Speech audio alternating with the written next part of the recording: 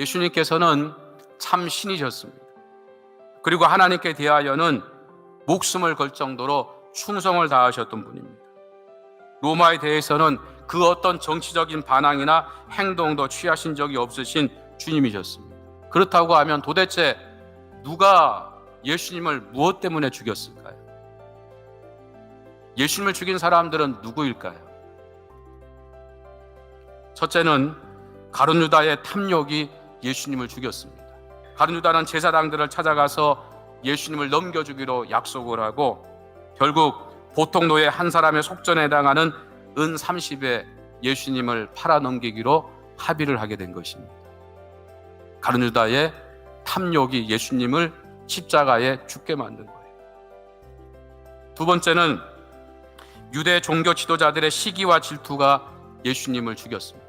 지금까지는 자기들이 권위를 가지고 백성들을 가르치고 저들을 권면했는데 예수란 분이 나오셔서 전혀 제대된 교육을 받지도 않으신 분이 이적을 행하시고 하늘의 권세를 가지고 말씀을 가르치시고 사람들의 마음을 얻고 인기를 얻으니까 이 유대 종교 지도자들이 예수님을 시기하고 질투하게 된 것입니다.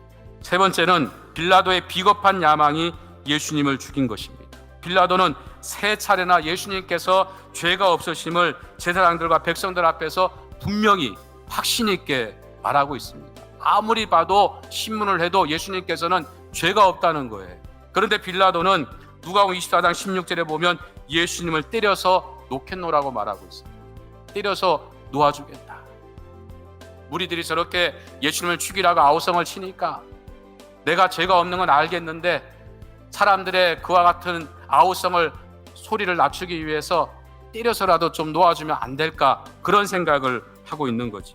결국 빌라도는 무리의 요구에 굴복하여 진짜 죄인인 바라바를 이유 없이 풀어주게 되고 죄가 없으신 예수님을 십자가에 사형하게 되는 확정 판결을 하게 되는 오점을 남기는 거지요. 그리고는 예수님의 죽음으로부터 책임이 없음을 말하며 손을 씻게 됩니다. 여러분, 예수님은 이렇게 돌아가셨어요. 고난주간을 맞이해서 혹여라도 내 속에 이와 같은 가룟 유다의 모습이 살아있고 또 가야바와 같은 모습이 살아있고 빌라도와 같은 모습이 살아있다고 하면 그것들을 끄집어내서 그 모습들을 다 죽여야 돼요.